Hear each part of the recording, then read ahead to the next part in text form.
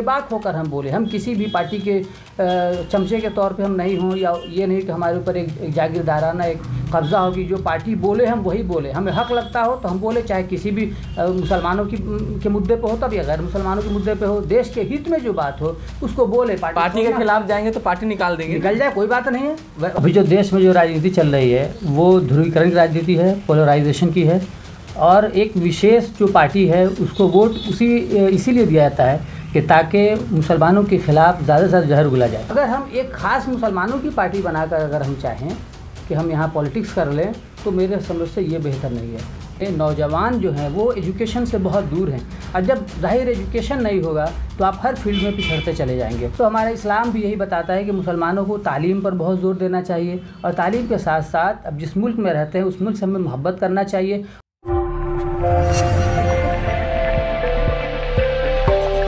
अभी हमारे साथ मौजूद हैं अब्दुल वाजिद खान, जो सामाजिक मुद्दों पर अपनी राय रखते हैं, लिखते हैं, बोलते हैं। सबसे पहले स्वागत है आपका हमारे चैनल पर। जी बहुत बहुत शुक्रिया। मैं आपसे ये जानना चाहूँगा, लगातार कई मंचों से देखा जाता है कि मुसलमानों को टारगेट किया जाता है, उनके खिलाफ हेट स्पीच दिया जाता है, और इसको आप कैसे देखते हैं? अभी जो देश में जो राजनीति चल रही है वो ध्रुवीकरण की राजनीति है, पोलराइजेशन की है, और एक विशेष जो पार्टी है उसको वोट इसीलिए दिया जाता है कि ताकि मुसलमानों के खिलाफ ज़्यादा से ज़्यादा जहर उगला जाए। और जो बड़ी तादाद है वो ये चाहती है कि मुसलमानों के खिलाफ कुछ ऐसी बातें हों कि जिससे उनको फ़ायदा हो। ये सारा मुद्दा है, इसलिए जो नेता हैं वो मुसलमानों के खिलाफ बोलते हैं, और जाहिर है कि सत्ता में वो हैं, केंद्र में वो हैं, और स्टेट में भी बहुत जगह वो हैं, इसलिए उन पर कोई कार्रवाई नहीं हो पाती है, और इससे एक विशेष पार्टी को फ़ायदा होता है। लेकिन जब इस पे प्रतिक्रियाएं आने लगती हैं तो उस तरीके से लॉ एंड ऑर्डर बिगड़ने का खतरा हो जाता है। आपने इससे पहले भी देखा होगा, जैसे नुपुर शर्मा के मामले में देखा होगा, जिस तरीके से सड़कों पे मुसलमान उतरे, कई जगह पे आप पत्थरबाजी की भी खबर देखने को मिली थी। तो मतलब इस तरीके से हिंसा में बदल जाता है, तो आप इसको कैसे देखते हैं? देखिए, जहाँ तक मैं समझता हूँ कि ऐसे मुद्दों पे मुसलमानों को सिर्फ सड़क पे आ जाने से या एहतजाज करने से काम नहीं चलेगा। जहाँ तक मुसलमानों के एजुकेशन का है, या मुसलमानों के सत्ता में या और दूसरे सेक्टर में भागीदारी का मामला है, तो मुसलमान मार्जिनाइजेशन की तरफ है, बहुत एक किनारे की तरफ जा रहा है मुसलमान। तो हमारा इस्लाम भी यही बताता है कि मुसलमानों को तालीम पर बहुत ज़ोर देना चाहिए, और तालीम के साथ साथ अब जिस मुल्क में रहते हैं उस मुल्क से हमें मोहब्बत करना चाहिए। और मुल्क के जो चीज़ें हैं, जैसे सत्ता में है, तो आपको अगर चाहते हैं कि बड़े पैमाने पे हों तो आपको वकील भी बनना होगा, आपको सरकारी जो जॉब है सिविल सर्विसेज उसमें भी आना होगा, आपको बिज़नेस में भी अच्छे से काम करना होगा, आपको पत्रकारिता के क्षेत्र में भी काम करना होगा, आपको शिक्षा के क्षेत्र में भी काम करना होगा। जैसे कुछ दिन पहले हिजाब का मामला आया था, उसमें था कि हिजाब पे पाबंदी लगाई गई थी। अगर हमने बड़े पैमाने पे काम किया होता, AMU जामिया जैसे अगर स्कूल, अगर हमने कॉलेज यूनिवर्सिटी अगर खोला होता, तो हमें ये परेशानी नहीं आती।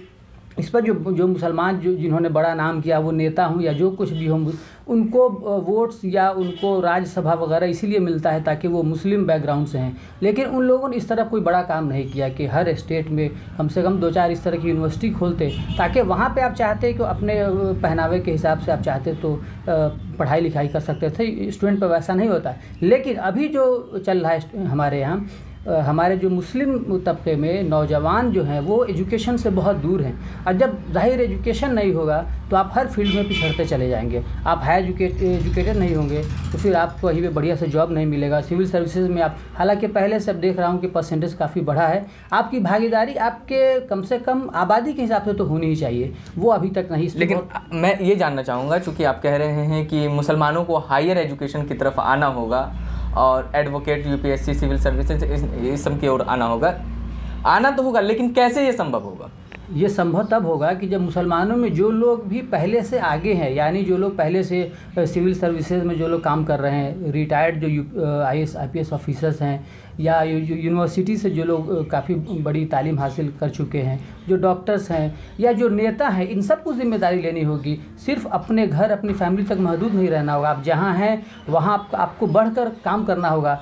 कि आज हम कहा जाता है कि शेड्यूल कास्ट जो हैं उनसे भी बुरी स्थिति बताई जाती है, तो इस पे काम कौन करेगा? हम पहले सर सैयद अहमद ख़ान ने काम किया, इसी तरह से डॉक्टर जाकिर हुसैन ने काम किया। तो जो लोग इस तरह से आगे बढ़ के काम करने की वजह से कौम को फ़ायदा हुआ है, तो ऐसा करना होगा। ऐसे जो भी बड़े लोग हैं, जिन लोगों ने बड़ा काम किया, चाहे पॉलिटिक्स में हो चाहे बिज़नेस में हो, उनका पैसा उनके इल्म या उनका हर तरह का सरमाया हो, वो इस तरफ अगर काम होगा तो जाहिर है बदलाव दिखेगा।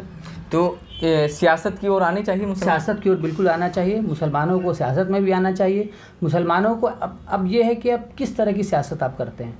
मुसलमान अगर एजुकेशन पे बहुत अच्छे से फोकस करेगा और अगर इकोनॉमिकली भी वो मजबूत होगा तो फिर वो सियासत में भी आएगा, तो एक मजबूत सियासी लीडर के तौर पर आएगा। और जहाँ तक मेरा कोई ताल्लुक़ पॉलिटिक्स से नहीं है, मैं टीचर हूँ, मैं इंग्लिश पढ़ाता हूँ और अलग अलग मुद्दों पे, जिससे देश में ये नहीं कि सिर्फ मैं मुसलमानों के मुद्दे पे ही, हमारे समाज में आपसी सौहार्द जिससे हो, जिससे हारमोनी बढ़ता हो, उन मुद्दों पे भी मैं लिखता हूँ। तो सोशल मीडिया पे भी मैं लिखता हूँ। जहाँ तक कई स्पीच मुझे देना होता है, अक्सर जगहों पे तो एजुकेशनल मंचों पे ही बुलाया जाता है। तो मैं चाहता हूँ कि आपसी मोहब्बत, भाईचारा भी बढ़े। और ये मुसलमानों की तरफ से भी सोशल मीडिया पे हेट स्पीच बहुत ज़्यादा डाले जाते हैं, इसकी मैं मुखालफत करता हूँ। हमें पढ़ लिख कर इतना समझदार होना चाहिए कि किन बातों से दूसरे लोगों के जज्बात आहत होते हैं। ना हम दूसरों को उकसाएं और ना हम खुद गलत बोले, दूसरों को बर्दाश्त भी नहीं करें। हमें चाहिए कि सही फोरम से, सही प्लेटफॉर्म से हम इन चीज़ों को डिफेंड करें। और पॉलिटिक्स में भी, एक्टिव पॉलिटिक्स में हमें हिस्सा लेने की ज़रूरत है। तो आपने पॉलिटिक्स के बाद, लेकिन मुसलमानों को किस तरह की सियासत करनी चाहिए? देखिए, मेरी ज़ाती राय जहाँ तक है, मुसलमान और हिंदुस्तान में अगर बहुत ज़्यादा भी कहा जाए तो 15 से 20% मुसलमान हैं। तो अगर हम एक ख़ास मुसलमानों की पार्टी बनाकर अगर हम चाहें कि हम यहाँ पॉलिटिक्स कर लें, तो मेरे समझ से ये बेहतर नहीं है।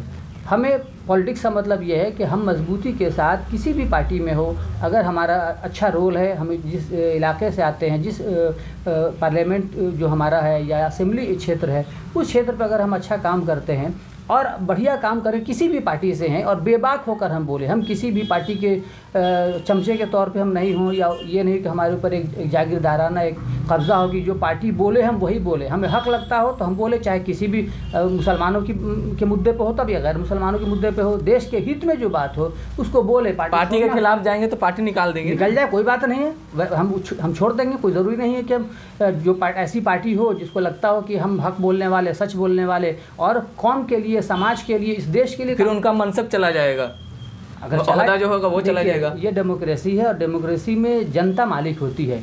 हो सकता है कि वो पार्टी से अलग हट जाएं, पार्टी से अलग हटने का ये पार्टी छोड़ सकते हैं, दोबारा इलेक्टर पॉलिटिक्स में आएंगे, वो निर्दलीय भी जीत के काम कर सकते हैं, या किसी ऐसी पार्टी में जो पार्टी ये बर्दाश्त करे कि हक और सच कौन है, उनको देखना होगा।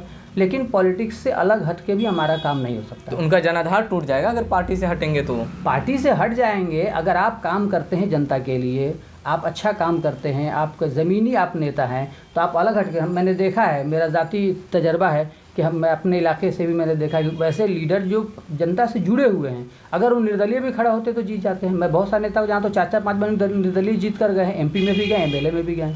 तो पार्टी को आप अगर अच्छे से आप काम करते हैं तो आधार नहीं, हाँ अच्छी पार्टियां भी हैं, आप चाहें तो किसी अच्छी पार्टी से जुड़ सकते हैं। अगर आपको लगता है कि आप खुलकर बोलते हैं तो नुकसान होता है, पार्टी को छोड़ दीजिए। कौन सी पार्टी आपको अच्छी लग रही है? मैं किसी एक पार्टी की तरफ नहीं बोलूँगा, मैं इस तरफ, क्योंकि मेरा कोई पॉलिटिकल इंक्लिनेशन नहीं है, तो मैं किसी एक पार्टी की तरफ नहीं बोलूँ। लेकिन ये कहता हूँ कि मुसलमानों को जहाँ बेहतर लगे, अगर क्षेत्रीय कोई पार्टी अच्छी लगती है पार्टी, तो आप अपने अपने इलाके में, अपने स्टेट में उस पार्टी के साथ जुड़े, मजबूत। आपको ये ध्यान रखना है कि आपको देश की खिदमत करनी है, समाज की खिदमत करनी, कौम की खिदमत करनी। जो पार्टी बेहतर लगे उसके लिए काम कीजिए, नहीं हो तो निर्दलीय भी काम कीजिए, लेकिन आप पॉलिटिक्स में आ सकते हैं। अलग एक मुसलमानों की पार्टी बना के आप कुछ नहीं कर सकते, जो मुझे लगता है। अगर आप जहां अलग पार्टी बनाते हैं, सिर्फ मुसलमानों का ठप्पा लगेगा, मार्जिनाइजेशन होगा, पोलराइजेशन होगा, आप एक तरफ हट जाएंगे और दूसरा धर्रा एक तरफ हो जाएगा। फिर आप 20, 25, 100 सीट भी जीत के पार्लियामेंट क्या करें? कोई कानून बनने बिगड़ने से कोई फर्क नहीं पड़ता आपके 100 सीट से। आप कहीं पर भी 1-2 स्टेट छोड़ कहीं मुख्यमंत्री नहीं बना सकते पूरे देश में। तो ऐसी किसी पार्टी का जहाँ डेमोक्रेसी में वोट जो है संख्या मैटर करता है, तो आप 15-20% की आबादी से कुछ नहीं कर सकते, आप मिलकर कर सकते हैं। मैं एक चीज़ और जानना चाहूँगा, चूँकि आप बिहार से हैं और बिहार में आप इंग्लिश के टीचर भी हैं।